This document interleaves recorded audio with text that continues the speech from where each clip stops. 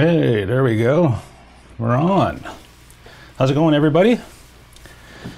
Welcome to Monday Night Ramble. Another Monday night. Time flies.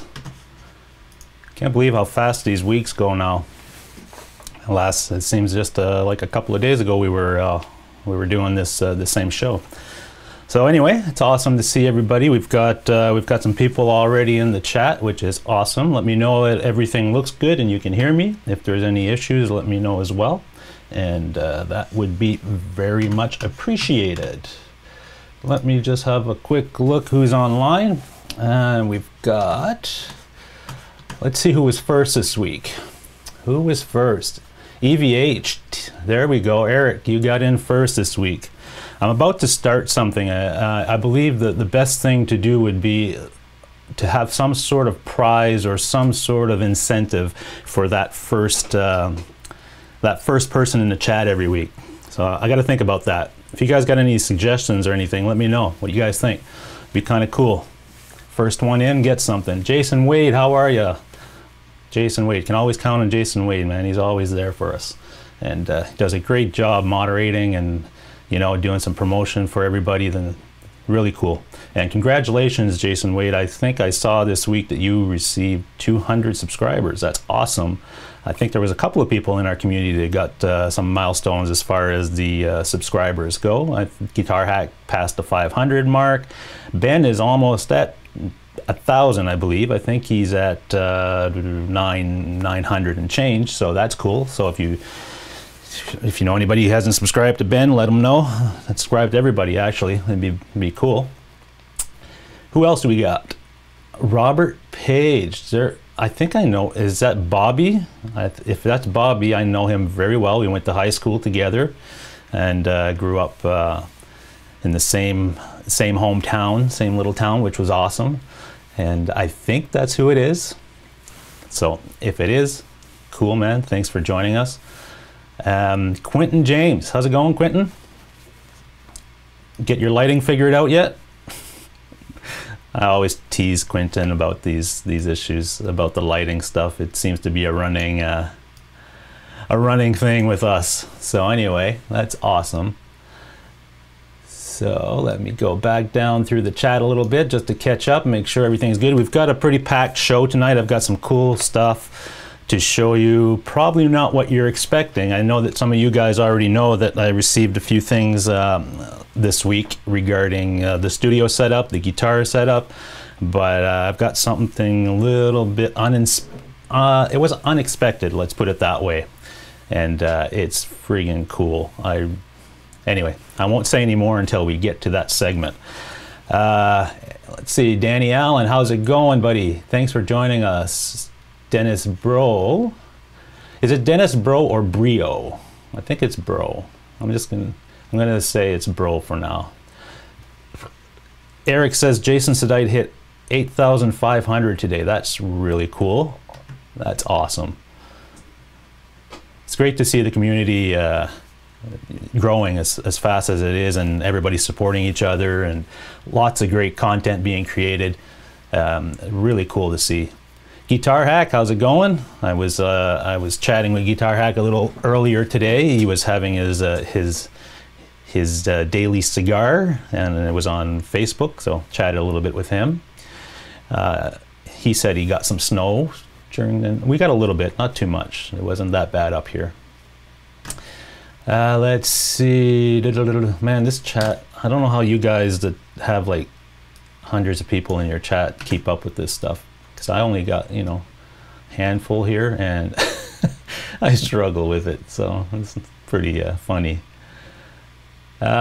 Jimmy T, we got Jimmy T in the house. We've got Todd Flowers, awesome.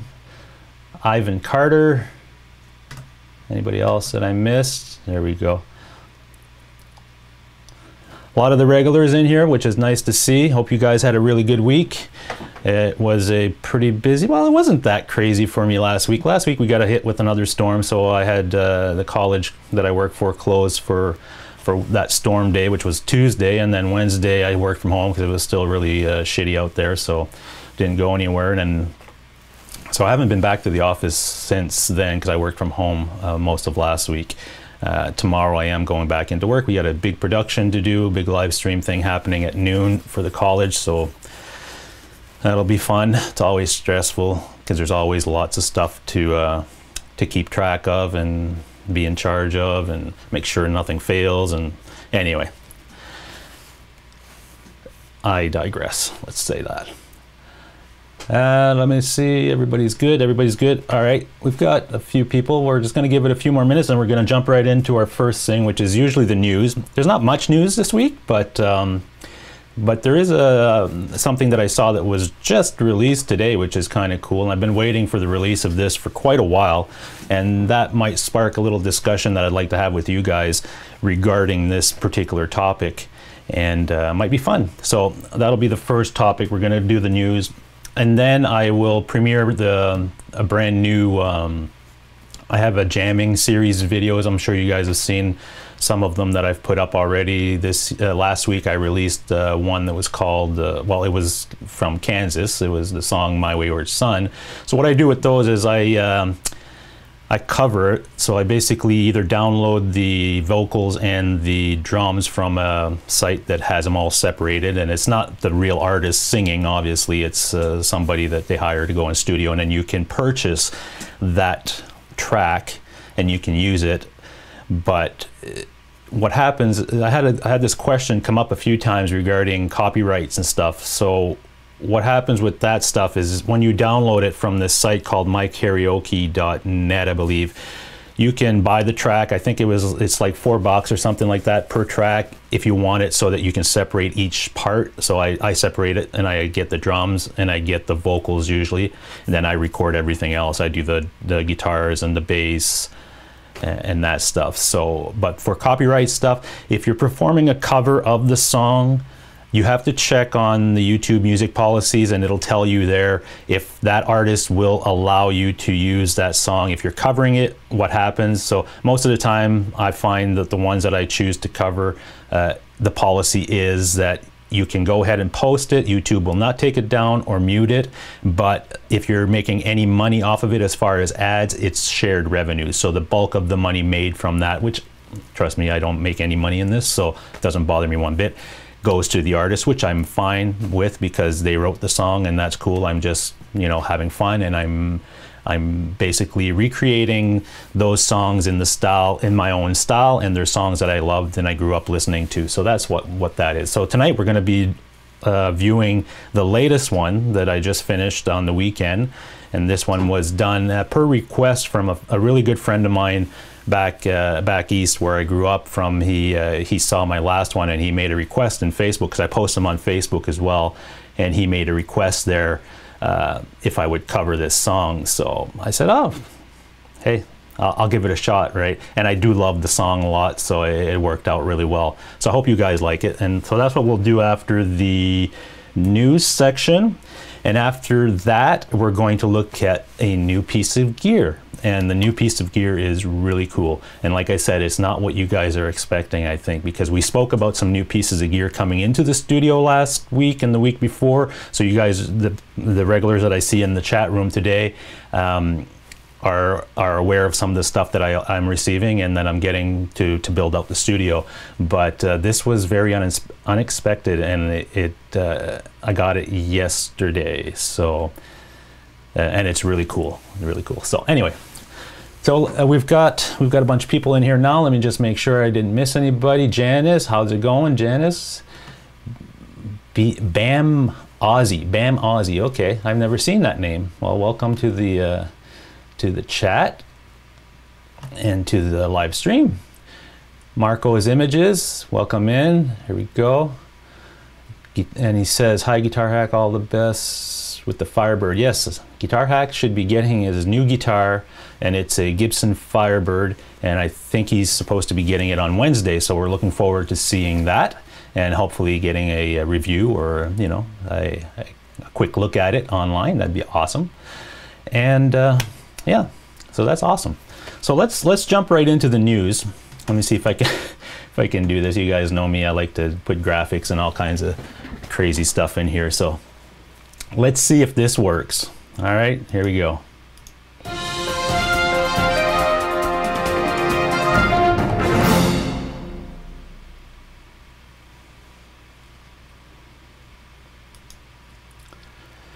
There we go. So I think that worked all right. I didn't get the jacket, the newscaster jacket. I'm still looking for one. If I find one, I will get one.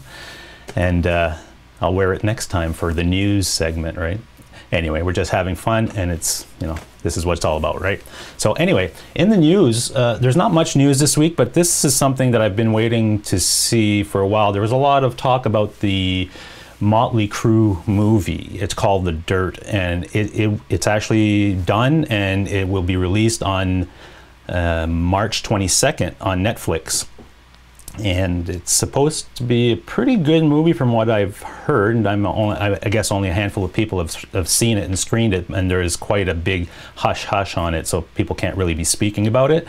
But I think it covers from the time Motley Crue got together and formed back in the early 80s, and I think it goes up to maybe the Dr. Feelgood album area, or Theater of Pain, one of those two. I know it does the first couple of albums, and it talks through some of the tragedies and things that happened with that band. So, so that'll be very cool, and there is a trailer for it. Let me see if I can... This might work or might not. Let me just hit that. And they released a trailer today, and I think this is it here. Where is it? Can I play this? Okay. So this should work. I don't know if it's working. Yeah, there it is. Win it all or lose it all, we are Motley Crue.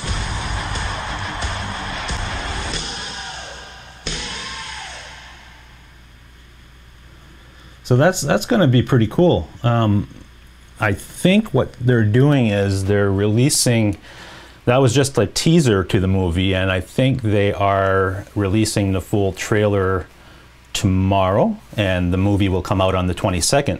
So that sparks a pretty good discussion that maybe we can have for a few minutes here. Is I'm a real fan of rock documentaries and that type of thing, like going behind the scenes and seeing how things happen. And I know that a lot of these documentaries and movies that are made, like that last Queen one, was really good, but they weren't as accurate as, you know, some of the timelines are shifted and stuff, just to, I guess, you know, it is a movie and they have to make it entertainment and they have to put their own spin on it to kind of create what they're trying to do.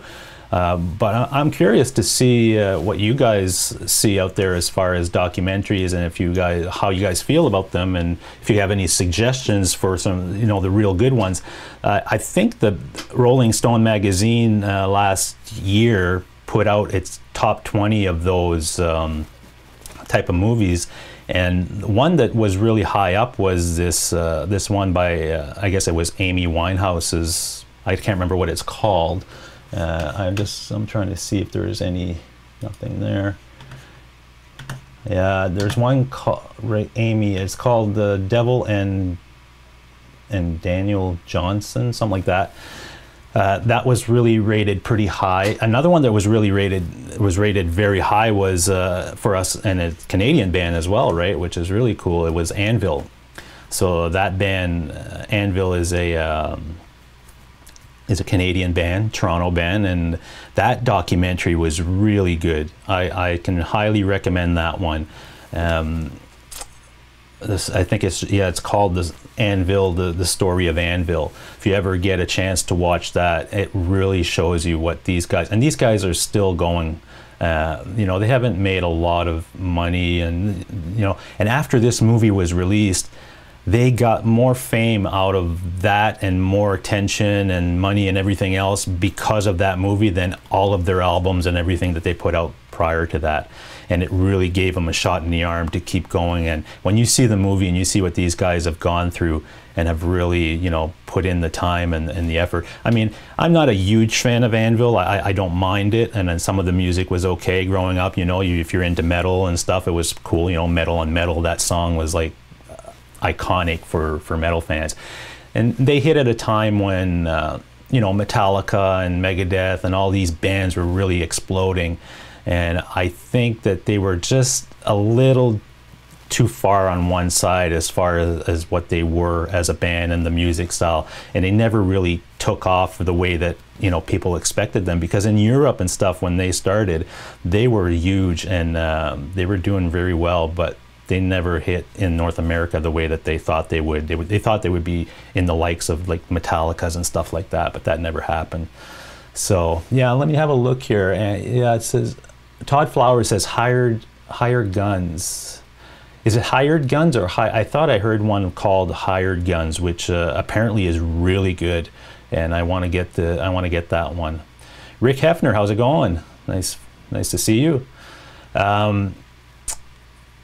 If anybody has any other suggestions for rock documentaries, post them in the chat, and obviously this chat will be saved for the archive version of this this full show, right? So that'll be cool to go back if you guys have suggestions on what movies and stuff to watch as far as rockumentaries. Another movie that was really fun to watch, it wasn't a rockumentary, it was just a movie, and it was called Rockstar. That was kind of fun. It was kind of based loosely on a guy in a tribute band that got hired to go sing for the real band, and I think it had something to do with the singer that actually went into the Judas Priest role when Rob Halford left for a while, and I think his name was Ripper Owens or something like that, and he was I think that movie was kind of loosely based around that story and stuff, but it was cheesy and everything, but it was a fun movie. It was I really liked that, just, you know, growing up during that time and the way that things were as far as the music industry and stuff. They took a pretty good stab at it, so that was fun to watch. The Decline of the Western Civilization was really good as well. I remember watching that. I heard that stories after the fact about that, when I started reading on this stuff, that movie, there was so much scripted things happening there. Like that scene where I think Chris Holmes is from Was, the guitarist from Was, is in a swimming pool and he's drinking bottles of vodka or something. It was revealed after that was kind of a stage thing, and he was just drinking water or whatever, and he was, but at the same time, some people said no, he was really drunk. He might have been faking drinking, but he was actually really hammered for that scene and stuff, which he looked hammered. So but there was a lot of scripted stuff there, and I think there was some real stuff in there too, but it was a good movie. I really enjoyed that one too when that came out. Yeah, Jason Waite says Rockstar. That was the one that I was, dude, it had, yeah, Jennifer Aniston, of course, right? You can't go wrong with that. Bam Ozzy says American Satan is quite good too. Okay, I'm not familiar with that one, but that's, you know, that's good to know. I will look that one up for sure, because that would be cool. Chris Holm was hammered, he says. Yeah, well, I heard some stories about it too, and I think he was, but they kind of really played it up, I think, with the whole drinking of those bottles and stuff like that. And a lot of people complained about, you know, this is not a really good example to be, like, we were kids when we were watching this, right? And then oh wow, like, this is our idols and we've got to do what they do and stuff. So there was a lot of that going back and forth. The Chips episode with Ralph Mal as the red-headed Gene Simmons. I don't know what that is. The funny thing about the Motley Crue movie is that, let me see if they have them here. Here's the actors that are playing them. Well, I don't know the actors at all. Like, this guy is a rapper that's going to play Tommy Lee. Here's the guy that's playing Nikki Sixx. And I don't know, that they're not really like super famous actors that I know of anyway. The names, they don't ring a bell or anything like that. Here's the Vince Neil one, but look at the one who's playing Make Mars. Kind of looks like somebody from our community a little bit, the Guitar Pit, right? Chris from the Guitar Pit.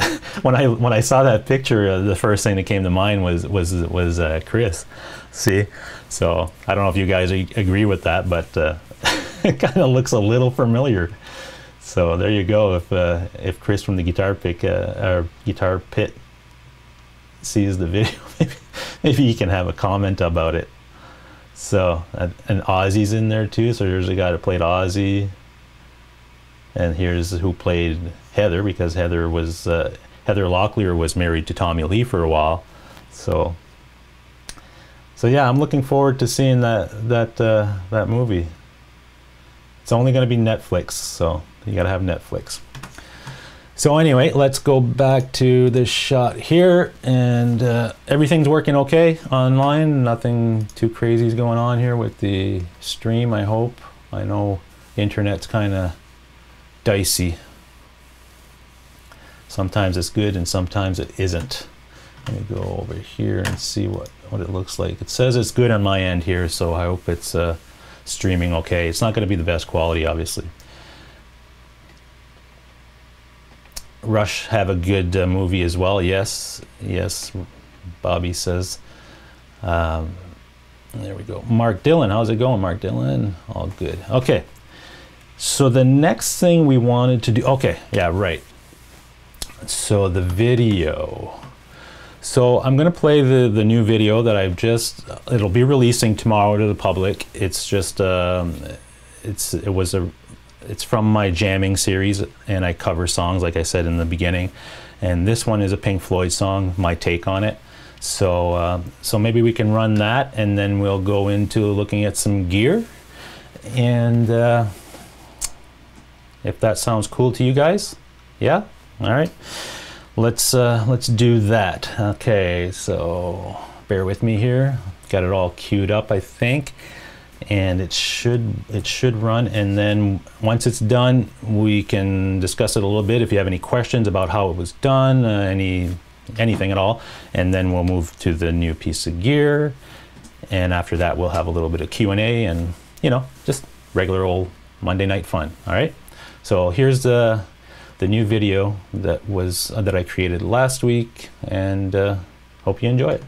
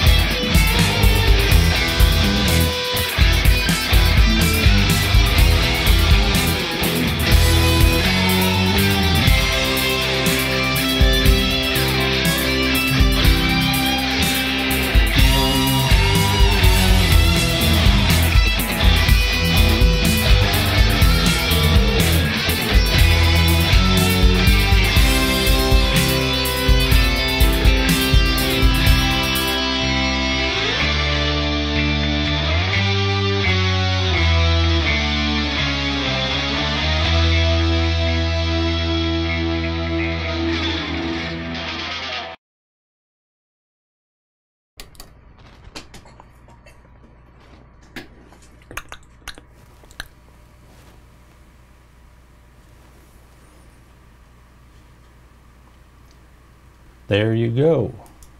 Let's see. Here we go. So that was the new video. I always loved that song, and it was a request from a good friend of mine that I grew up with in a small town, and figured I'd give it a go, and I really enjoyed doing it. It was a lot of fun. Put my own little spin on it. Obviously the solo is not the original solo, but do what I can, and it was fun. Thank you guys, much appreciated, very much appreciated.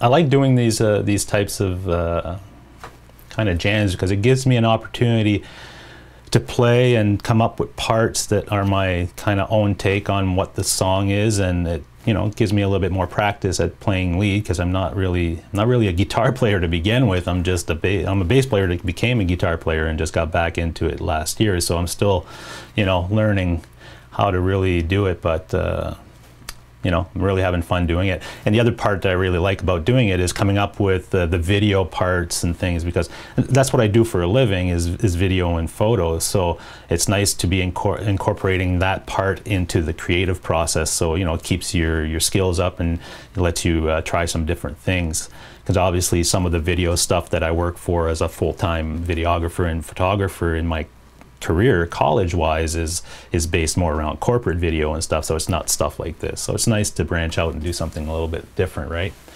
Hey, Chicken Guitars, how's it going? I Rock the Blues is in here as well. And let's see, I miss anybody that came in while we were doing some other stuff. Okay, everything looks good. Awesome. So that takes us to, where are we? We're right at 8 o'clock, so I guess it's a good time to look at something new. So let me tell you the story about this this piece of gear that I got yesterday. So yesterday my wife wanted to go out and do some shopping and things like that, and there was a store she wanted to go to, which was you know, closer towards the Richmond Hill area. And as some of you in here, if you're from Ontario, you know that that's where the Cosmo Music Store is. So obviously I said, yeah, no problem, let's go, you know. And she dropped me off there and she went and did her things and whatever. And so I was there, and you know, I've been looking, as some of you know, that in the guitar collection that I have, I've got a couple of Telecasters, I've got the SG and a couple of Les Pauls, and you know, I got a lot of tone tools, you know, at my disposal right now. But the one thing I never had, and I've been looking for the last at least maybe a year now, that I've been looking for, is a Strat. And Strats are something that I've been that I've always struggled with because of the positioning of the volume control on the guitar, because of the way that I play, where my hand sits and stuff. Is just the style that I'm comfortable playing. I kept, you know, you hit that thing all the time and it's in the way, it's just uncomfortable. Because I bought a Strat late last year maybe, or mid last year, and I brought it home and I said, you know what, I'm gonna buy it and I'll adjust and I'll try, right? And I just couldn't do it. I was playing for a week with it and it kept hitting it. I was just uncomfortable with it. I really loved the tone. It's something that I needed in the collection as far as to do some recordings with. Even this song that we just listened to, this Pink Floyd song, I would have loved to have that Strat tone in that solo, obviously, because that's, you know, kind of where that's coming from. But anyway, I've had a hard time finding a solution for that. So I looked at some guitars yesterday, and I looked at SMEER makes a Strat version, Tom Anderson makes Strat versions and stuff, but they all, the ones that were there, all had the same type of controls, where that volume knob is very close to that, to where my hand sits. So it's like, oh man, I'm not going to be able to find anything. And SMEER does make one called the Standard, which kind of pushes the controls a little further back, and there's only 2 controls. I think it's a volume and a tone, and that's it. But they didn't have any of those ones. They had a couple of them, but they weren't in the configuration that I wanted, as far as 2 single coils and a humbucker. So I did find one. So let me show you what I ended up getting, and it's the perfect guitar for me as far as a Strat goes, because of how it's built, the sound that it is, the quality of the instrument, and where those controls are perfect for what I needed, right? So let's look at that. It's a pretty cool. Hey, R2R3, how's it going, buddy? I just wanted to say hi to you before we go into this next thing. Hey, Todd Soda Pop is in here as well. Just wanted to make sure I acknowledge everybody before we jump in. So, the big reveal. Okay, so let me see how I'm going to do this. All right, so that's on and that's on. Okay, cool. All right, I'm gonna play the little video thing like I always do because crazy. So here we go. Here's what ended up coming home with me, and I am so happy about it. And I've been playing it pretty much all day, and when I brought it home yesterday, I played it all day yesterday when I got home, and man, what an amazing instrument. Anyway, and there was only one there at the store, and I said, you know what? You know when you find something and it's the thing, and you're like, it's a lot of money and whatever, blah, blah, blah. I said, screw it. I'm just doing it and getting over with, and that's what I did. So here it is.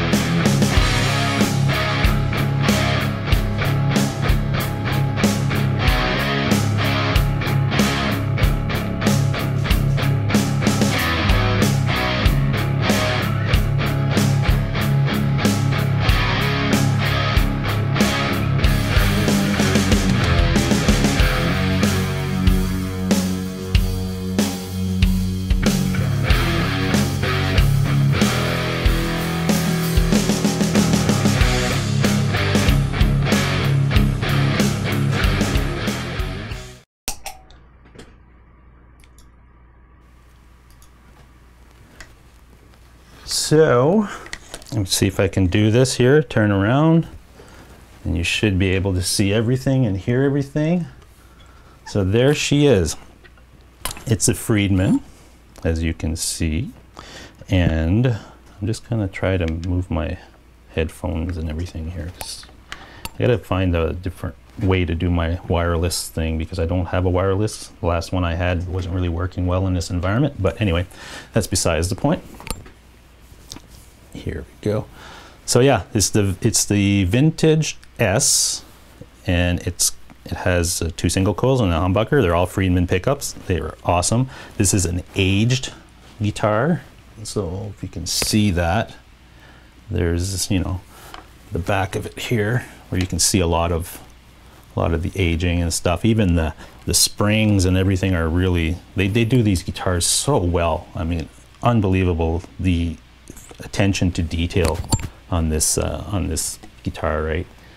The neck is a maple neck, and it's like my Friedman Telly as far as the finish in the back. It's not it's really like just a bare wood, right? It's nice and smooth. The fret job is like, you won't find any better, I don't think. It's just amazing.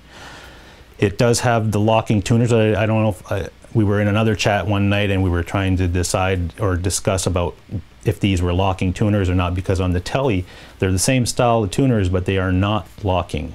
But on these ones, they are. So that's cool. And I'm thinking what I'm probably going to do is on my Telecaster, the Friedman, I'm going to order these locking ones and put them on there, because all my guitars have locking tuners. And that's the way I like to go with those things, because they're much easier to string that way. There's a trem. The story with the trem, though, is that they, at the store, when they got the case and everything and they brought it down, the trem wasn't in it. So they gave me this one for now, and they ordered the one that's supposed to come with the guitar from Friedman. And once that comes in, I'll get it, because this is just, a chrome piece or whatever. I think that the one that comes with the guitar would be aged like the rest of the hardware, right? So so that I really wanted that. But they really make like such a nice job on these guitars. It's quite amazing.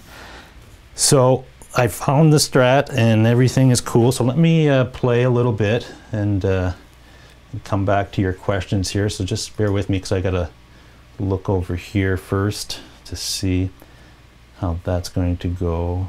Okay. All right, so I think what I'm going to do, I might play a backing track just to play over. I don't know if I should or not, but because I haven't really tried to do this. Let me see here. So, and what I'm going through tonight is going through the aux box, and we're going to discuss the aux box, but not tonight. Yeah, I've got to spend a little bit more time with it so that I can better give you a good demo of it. And but I'll tell you what, right now, amazing piece of kit. It's awesome. Anyway, it was what I was looking for as far as being able to use the tube amp, because my tube amp right now, this is a Mesa Boogie 50 watt amp, and it's the volume, the master volume on this thing, I could never get it past, you know, I don't know how you guys say your volume knob or whatever, but it was at, you know, number 2, let's say, or not 2 o'clock, at number 2. Right now it's at like, you know, probably 8 or 9. If I had that going without the attenuation in here, it would probably break something because it's so freaking loud. But now I'm able to get it running at that rate, and now I get the real sound of that amp pushed. And right now I'm not going through my speaker cabinet. I can later if you guys want to hear that attenuated or whatever, and then you can hear that through there. Right now I'm going through the out of this, which they have rigs, they call them rigs, so there's a speaker and basically microphone simulation type of thing, but they do it so well. It's not like a regular IR, it's different, where you can even add room mics, so it's like having a studio basically at your hands, and you can EQ everything, you can add delays and all kinds of stuff. So that's what I'm going through right now. So let me just, I'm going to mute my mic so you guys don't hear that, and maybe I'll play a little bit, and then we'll talk some more and see if you guys have any questions. I'm gonna try running this backing track just to give us something to jam with. There we go.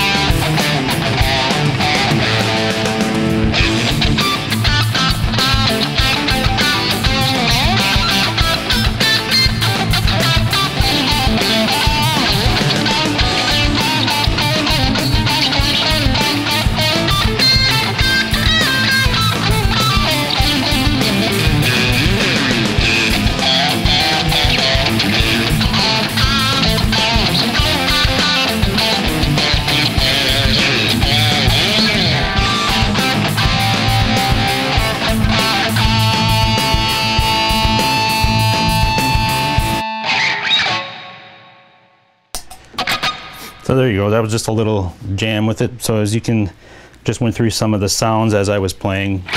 So it has all the regular Strat, you know, type of stuff, and it also, I love having the humbucker there because it gives you that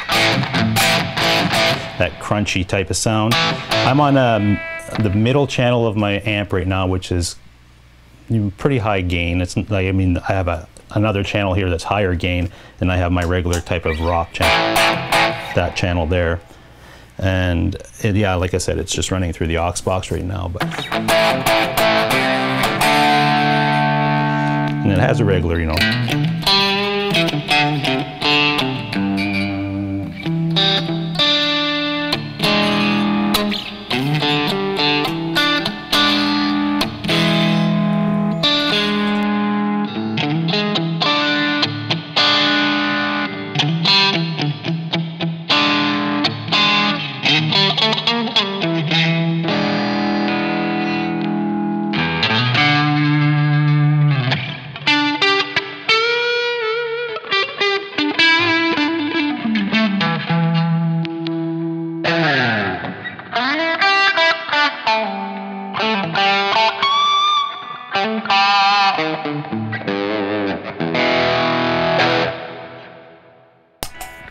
So anyway, let me go back to our chat and see where everything is. Hold on, give me a second. So I'll put this back over here. You guys can still hear me? Yeah, okay. So that was the new guitar. All right, put this over here. Come back here and switch the camera. There we go. So there you go. Finally found my Strat, and that's the one for me. It's definitely what I was looking for, as far as all the controls being where I wanted them, the feel of the guitar, the sound of the pickups. That was it. So this, once you find your guitar as far as what you're looking for, is, you know, you jump on it, and which I did. So I'm not sure, like right now I'm planning to keep all my guitars that I have. I'll see how things go in the future. If I want to, I wouldn't get another one unless something would have to go, obviously. So right now that's kind of my go-to, which has me pretty much covered as far as all the tones that I need for the recording that I'm looking to do this year. So let me go back here. Jason says, congrats, awesome, thank you very much, Jason. It's an awesome guitar, guys. I'm telling you right now, if you ever have a chance to try a Friedman guitar, I don't know if you're in your part of the world, in your music stores where you are, if they're Friedman dealers, or if you get a chance to pick one up, man, it's not hype. A lot of people talk about them and say, oh, these are the best guitars in the world, they're so good, and you know, Grover Jackson makes them, and they're all one-off, so you're buying a custom shop guitar basically, and they go through them like one by one. They're not, these things are not like a mass-produced thing. So if you ever get a chance to try one, definitely do, because they are not hype. They're really all that. So I would definitely say, you know, check them out. They're not cheap though, let me say that. Guitarded, how's it going? I just saw you jump in here. I'm just kind of going back to the chat. Got a jump, congrats on your new guitar. No problem, Eric, thanks for coming in. Gary Holt, how's it going, Gary? Yes sir, entire drive. Yes sir, the entire drive you and Kramer took. Oh, you're talking to Eric, okay, gotcha. Todd says, nice Mesa Boogie. Yeah, I love my Mesa Boogie, and now I can actually use it to where it needs to be pushed to get its sound, right? That aux box, I'm telling you right now, that's the other piece that I put together in this big puzzle of mine that I have going in here.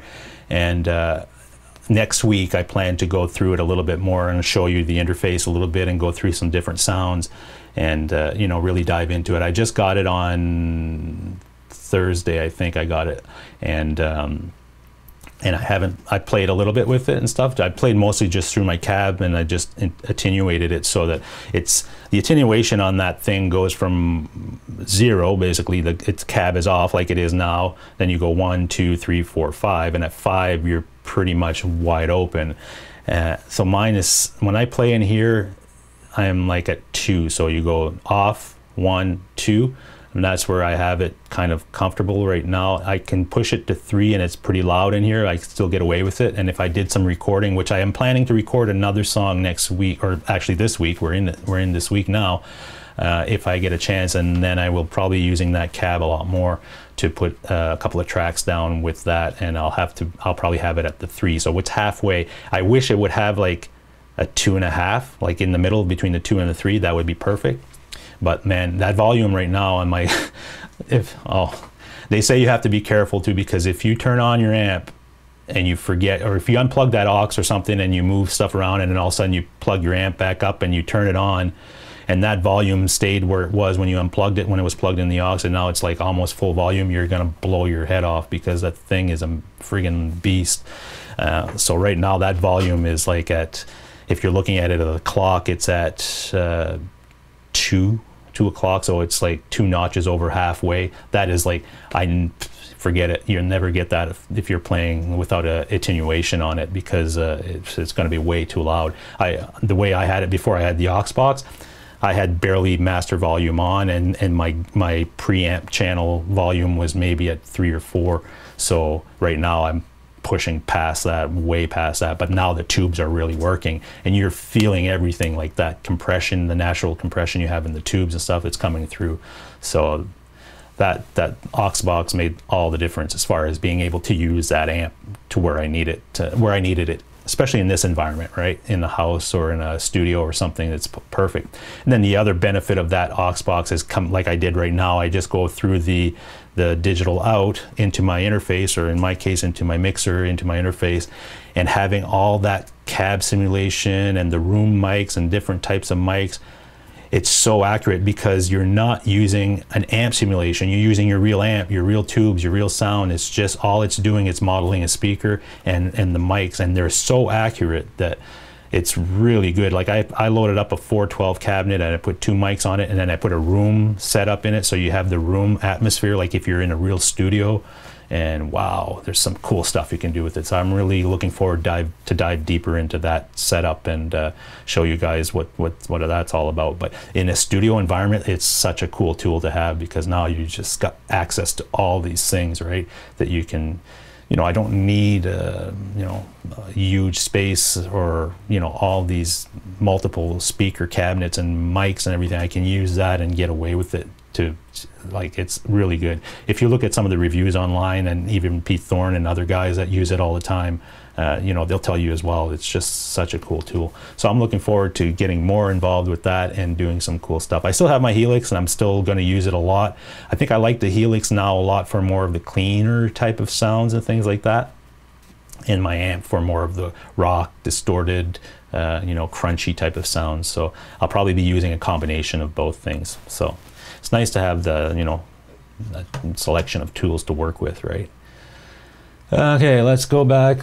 I kind of been ignoring the chat here for a while, so I'm probably back a little bit. So I don't mean to ignore you guys. I'm just going through the stuff, so I'm making sure I've given you guys some content that you guys can take something away from as far as value and stuff. So if you have any questions, post them in there, and put my name there so I can see it come up. Stafford Music Studio, how's it going, buddy? I can see you there. Mark Dillon, thank you very much.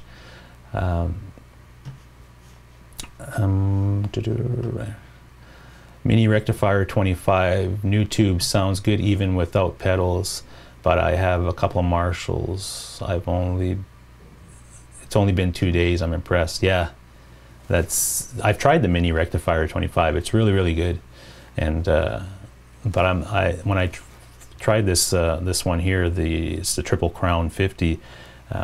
I found it had a few, because it has 3 channels on it, and they're very versatile as far as what you can do as tones wise, and it's got crazy amount of gain, and in that last gain channel, it's like super. It's incredible. Let's see, Dave R's guitar. Oh, the chat just jumped down. Okay, well, there it is. It jumped down, so if I missed something, just post it again. Jason says, put you on the spot here. If you had to get rid of all the guitars you currently have for whatever reason, which one would never going to leave the house? Yeah. Well, before this one, I would have said my 2016 Les Paul Standard. That's still the guitar that for me is the best, but I don't know, man. This one is insanely good, like really good. It's comfortable to play. It covers all the tones as far as sounds. It's different than a Les Paul, so can I keep two? I'd like to keep two. If I can keep two, I would keep the Les Paul and that Friedman Strat. Let's say that. But yeah, that's a hard one, man. That's really hard if I had to just keep one guitar, because you know, you grow to love all of them, and they all serve a purpose, right? Alex R, how's it going? Glad you can make it, buddy. I know it's late on your side of the world there. Jimmy T says, impressed with the attenuation. Yes, I'm very impressed with it. It does not change the tone. Like, it definitely changes your volume level, but the tone and feel that you're getting from your amp does not change at all. Like, maybe a little bit if you were really critical on it. It's really that good. And the thing that I found is I ran a test, is I attenuated the speaker, so in here it was nice and, you know, bearable. It was, you still feel it, you feel the amp in the room type of thing, and everything was good. And I mic'd it, and then in my mixer I brought up the volume to a good level, you know, to a level where I would record with, and it came through amazingly as I was recording with Studio One just to try it, right? And the solo I did for the Pink Floyd song that we just listened to, and that I did, I'll be releasing tomorrow, was done. I had done all the tracks and everything before I got the aux, except for the lead parts. So when I got the lead parts, I used the aux, and I used the digital out of the aux, and used I think they actually have like a Gilmore patch or whatever they call it, where it's using the cabinet that he used, like the same type of cabinet and same type of mics and room and stuff. So it was pretty close to his tone. The only thing is I was playing it with a Les Paul and not with the Strat, which I didn't have the Strat at that time when I recorded that part. But yeah, it's really, really good. The attenuation on that thing, that's why they are what they are, and they're really highly rated, is because the quality of that box and what it does is really, you know, it's different than some of the other ones that are maybe a little cheaper or whatever, but they constrict a lot of the tone when you start attenuating it. This one doesn't do that so much, so it's really worth it. Plus you get the benefit of the digital out, where you can have all kinds of access to different cabinets and mics, which some others don't. Torpedo Live is pretty cool, but you're still using IRs, and this isn't really IRs. The IRs are, how do I explain that? An IR that I put in my Helix, or if you put it into a Torpedo Live or something like that, there's a certain amount of memory or something that your processor has to have in order to run a certain speaker cabinet with a mic at a certain distance and get that actual sound. And the Torpedo Lives and things like that, they can do it, but they can't add the room part because it's just too much processing power. That's a dedicated box for just that type of thing. And the way that UA does their stuff, I don't know, it's really different. They can add that type of stuff, and plus you get the plugins in there that are built in, like the delay, the compressor, the EQ, which are all UA stuff, which are really highly rated quality plugins to add on top of the value that you're getting with that thing. And the other cool thing they have in this box is when you're setting up your sound and you have your speaker, they have a knob there called speaker drive, I believe it's called. So if it's off, then it's like you have a new speaker, so it's really tight and it's good.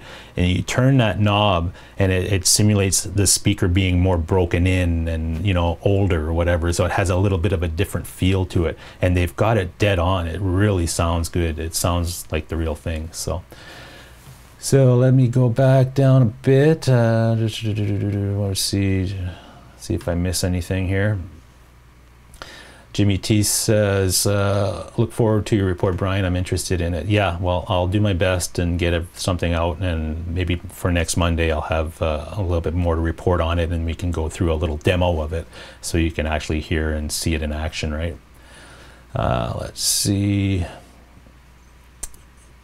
R2 says, I used to blast my band members' ears with my mess up. Yeah, they're not, they're powerful amps, man. They're really cool. I love it. I love that.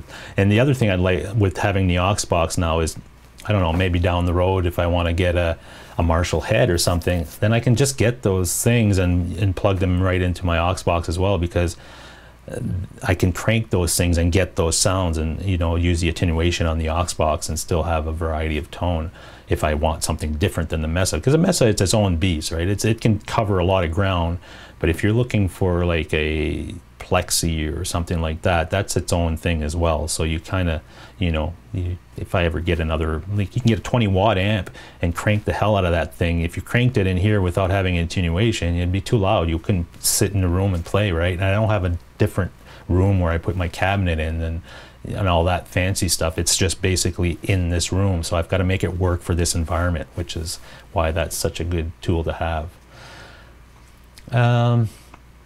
Dave R's Guitar says, Brian, now just need an ISO. Yeah, that's exactly what I'm talking about. The ISO box, right? It would be another room that I'd have to take over and kind of insulate it and get it all set up for a speaker cabinet in there, so that I would just, then I probably wouldn't even need the attenuation. I would just crank the amp and I wouldn't be in the same room as that cabinet, and I could mic that and it would be what it is. But I'm in my house here. I'm not like, I don't have the luxury of building all these separate rooms. My wife will kick me out for sure if I start doing that. Let's see. Alex says, Brian, for live stuff, jamming, I love my tube amp as well. Yeah, I don't mind modelers at all. I've had, like, I still have my Helix and I use it all the time, and it's great. It's a great tool, but I still, as for me personally, I still prefer, if you told me, Brian, you can only use one, I'd still go with the tube amp. I like the feel of that. It's more of a feel thing, because you can get pretty close as far as sound wise with Helix and these other things that are out there. You can get the amp modeling to sound like that amp or that tone, but it just feels different when you're playing it. And to me, that's part of the experience. It's when you're playing and you feel that feedback, that force, that it just gives you a little bit, you know, it makes you get into what you're doing a lot more. It's less like that generic type of, well, I'm hitting the string and that sound's coming out and it sounds like it, but it doesn't feel exactly like it. But they're getting good. I mean, they're getting really good. They are really, they're great. I love my Helix, but I always prefer the tube amp. That's just me, right? Let's see. Alex says, but I've really come to like convenience of modelers. Yeah, exactly, right? They're really convenient. They sound great. It's just basically a preference, right? And that's just, everybody's different. I don't have like a huge, you know, barrier to using one or the other, but like I said, it's the feel thing for me. I like to feel that natural compression of the tubes and stuff. I feel it in the strings. I feel it in how the guitar reacts when you hit it. The dynamics are different, so that's what I feel about it. Bobby Page says, check out the new SMEER preamp. Would be good for you to review. I've seen it. I've never plugged into it, but I've seen it at the store and stuff, and I did see some other reviews online about that preamp, and it's pretty highly recommended, and it's a pretty cool piece of gear for what it is. And it's, you know, just to have that and go to a gig and stuff, it'd be awesome, it'd be perfect, right? So I'm not opposed to trying anything new, and, you know, you can't limit yourself, right? You can't be saying, well, I'm this type of guy and that's all I'm going with. You try some different things. Sometimes you'll discover something that might work better for you, and if not, then it doesn't hurt, right? Just try it. Ever try a Mark V? I did try Mark V. I almost bought the Mark V. It was a 35 watt head, and it was the same price, I think, as this 50 watt triple crown, and it was a great amp. It was pretty much a toss-up for me, and I just picked that one. This one did pretty much everything that I was looking to do with it, and the Mark V is a great amp. That's a great amp too. Jason says, LOL, you keep whatever you want, brother. All great and beautiful. I know, right? But if I had only one, it'd be hard to choose one guitar. That's for sure. I'm just going through the chat, guys. Give me a minute here. Jimmy T says my amp is 100 watts. Could use some. Yeah, for sure. If you've got 100 watt, even a 50 watt, you're never going to get it cranked to the limit where the tubes and the sound will perform where it's, you know, the best, or, you know, that sweet spot in a room like this without attenuating it. It's just, you'd have to put plugs in your ear or something, because, and even then, you know, if you have, like, I've got glass and things here that I can't imagine, like, it would shake everything in here. I cranked it once just to see, and I hit a chord and I was like, holy jeez. Just about killed myself. So that's not gonna happen. Jason says aux box or the Helix LT.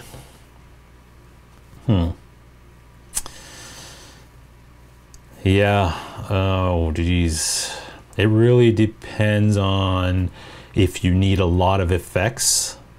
If you need something that's going to be, you know, you can create patches and use a lot of, you don't have a lot of analog effects and pedals and things, and you're in a space where, I don't know, it's tough, because right now, after spending a few days with the aux, I can say that I'll probably be using that piece of gear more than my Helix. I'll still use the Helix for certain things, but the majority of the tones and the playing that I'll do will come through that.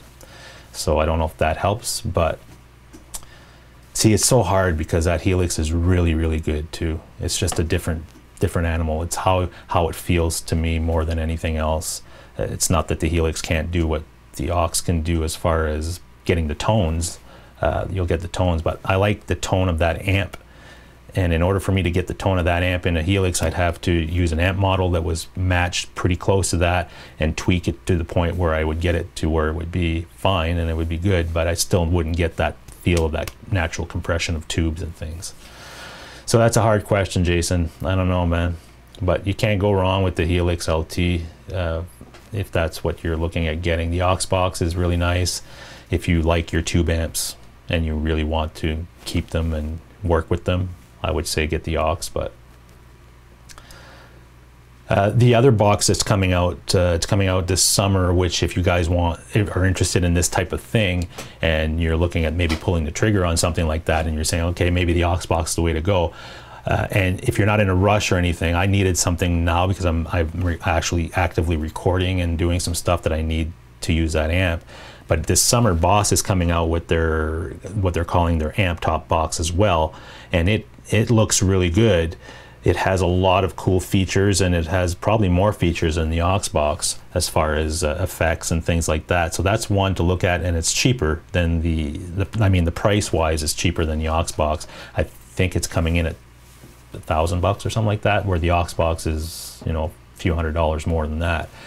I'm just not convinced. I don't know, I've never tried it, but IRs are different than what the aux box is actually doing. The aux box isn't really IRs per se, it's something different that they're doing their own type of technology, and it works really well. So maybe, I don't know, maybe wait a little bit if you're not in a rush and see how that box or that Boss box comes, how that turns out, and if you can try one, you know.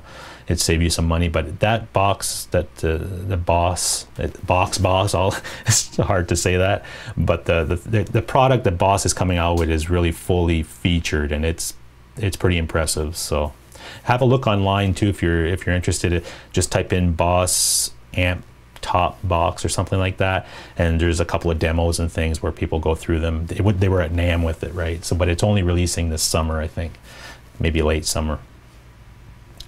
So that'd be something to look at.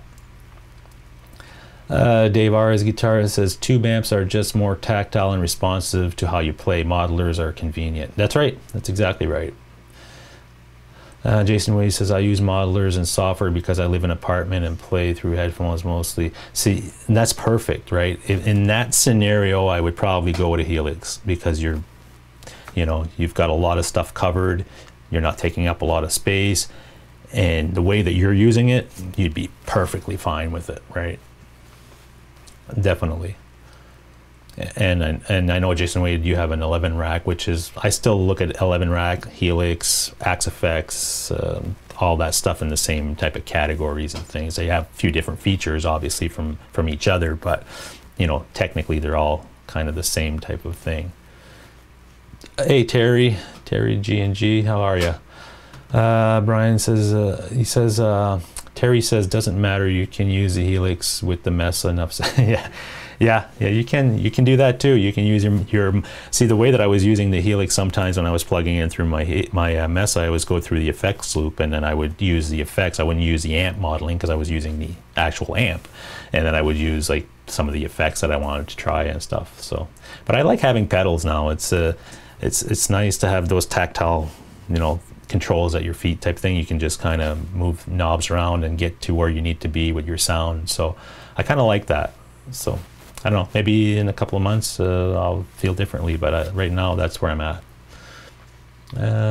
Guitar Hack says, what don't you have, brother? Guitar Hack, there we go. Jason Wade likes the tone chase. Yeah, we all do. It's definitely a never-ending battle, but once you get close and you feel comfortable with what you have, it's pretty good. But it took me a long time to get to this spot even, and I started January last year with this whole stuff, and it took me a full year of trying different things and selling things and buying things. It's just been on and off and never quite satisfied. Now I think I'm in a position where I'm pretty good as far as I found the tone that works for me. The type of music that I'm writing and playing works for that. If I ever wanted to go play live or join a band again or something, I have the tools that I need to do that as well. So I'm pretty much covered. But it doesn't mean that I won't buy something different down the road. Maybe I'll trade something for something. I'm not opposed to that, and I never say I'll never do that.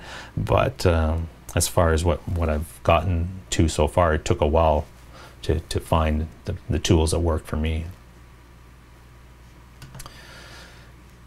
Dave Arstar, it's a good time to play guitar with all the options available. Like with your situation, Jason, years ago, those options weren't. Yeah, exactly, right? It's the tools we have today as guitar players or musicians in general are just amazing.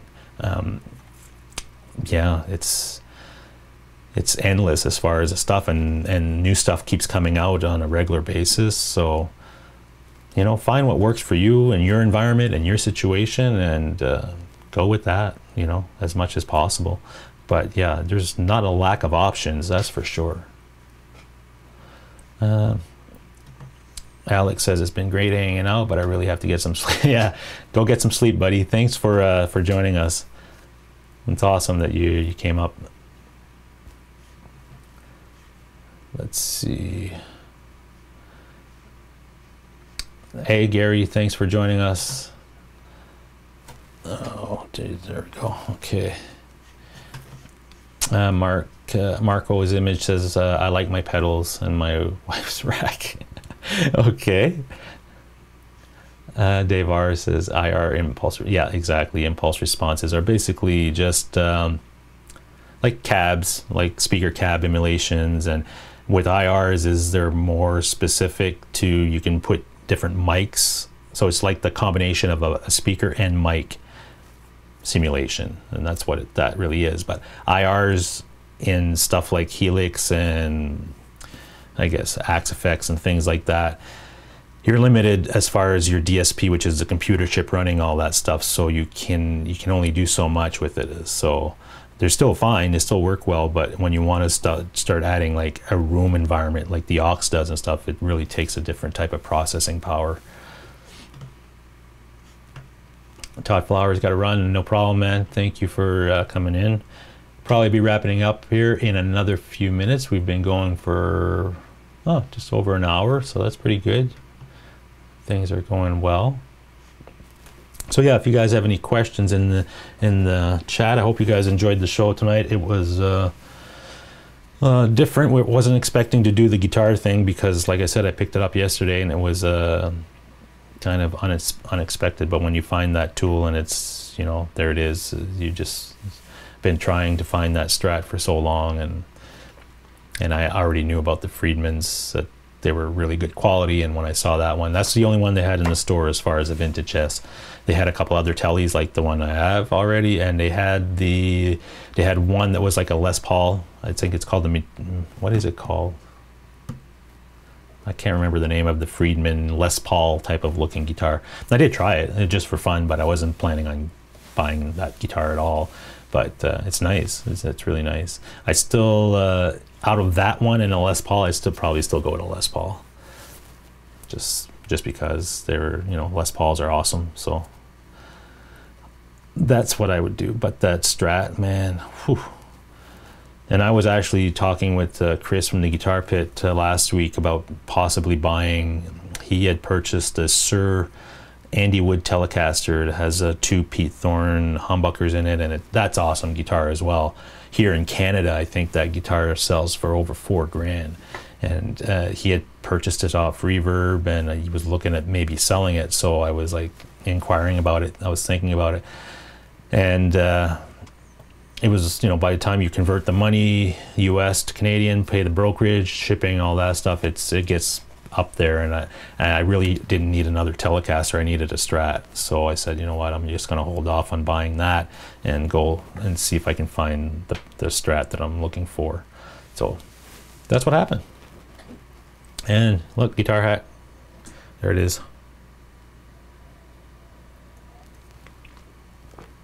All right. So if there's nothing else, I think we can probably call it soon. Good one to buy used. Yeah, and the thing is, especially when you're looking at something like a Friedman in the used market, there's not that many, and the ones that are there, the people are asking pretty much top dollar. You're not getting a deal type of thing. You can go to, if there's one in the store and you buy it new and you buy the one that's on Reverb or whatever, I don't know, you might save a few $100, but by the time you do shipping and everything else, it comes up pretty close to the same. So that's the thing, right? Yeah, no problem, Guitar Hack. Support your cause for cancer. That's a good cause to support any day, so not a problem. Todd, thanks for joining us, buddy. Go get some sleep. So yeah, tomorrow is back to work. We had a holiday here today, and I think in the States it was a holiday as well. So here in Canada, or in Ontario anyway, they call it Family Day. So we didn't used to have a holiday in February, but they started, I think, a few years back with this one. So it's nice. It gives us a little break. So Dave's guitar says demand is high and supply is low. Yeah. Anytime you find that in a situation like that, getting used stuff it's hard. If there's a lot of them out there, obviously you can score all kinds of deals, right? But when you're very limited as far as what you're looking for, it's tough. There we go. So anyway, I want to say thank you to everybody for jumping on tonight. This was a fun show again. I'm working on some other stuff for next week. Again, we'll probably be looking at the aux box a little bit closer. So if you do have questions or interest in that, get that stuff ready for next week, and be a 7:30 show again. So I'm trying to keep on track. I've been doing pretty good as far as the scheduling and keeping it on schedule for 7:30 Monday nights, and this is our 5th episode, so that's pretty cool that it's working. The internet here and stuff isn't the greatest, but it seems to be working as far as I can tell. And this week I will be releasing that video that we all watched together earlier, and I don't think I'm releasing anything else this week, but you never know. Sometimes I go live on Wednesday evenings, depending on what I'm doing, because I sometimes have to test some things in the studio environment, and I have to test it live to see if it'll actually work. My ideas I'm trying to do. So if that's the case, I kind of go on Wednesday night and I see if anybody else is streaming. If nobody else is streaming, then I might stream then, like I did last Wednesday. So I don't schedule those. So if you get a notification, cool. If not, it is what it is. But so that's that's, I guess, all I've got for you tonight. And thank you very much for joining me. And I'm sure we'll see all of you online in the other streams. And you know, if you're in this chat, which I kind of know everybody that's in here from other streams, and if you haven't subscribed, go ahead and subscribe to everybody else in here, because they all have solid channels and good content, and it's related content, right? So it's very important to keep that going, and yeah, keep everything positive, and should be good. So thank you very much for everything, and I will catch you next week at 7:30, and maybe Wednesday, depending on if I'm trying something new. You never know, I'll pop on. And the next song that I'll probably be covering, I haven't decided yet.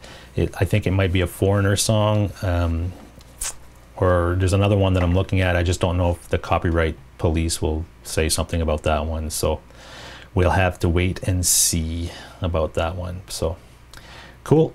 All right, guys, have a good one. Have a good week. Stay safe out there if you're in bad weather and all that good stuff, and keep playing guitar. All right.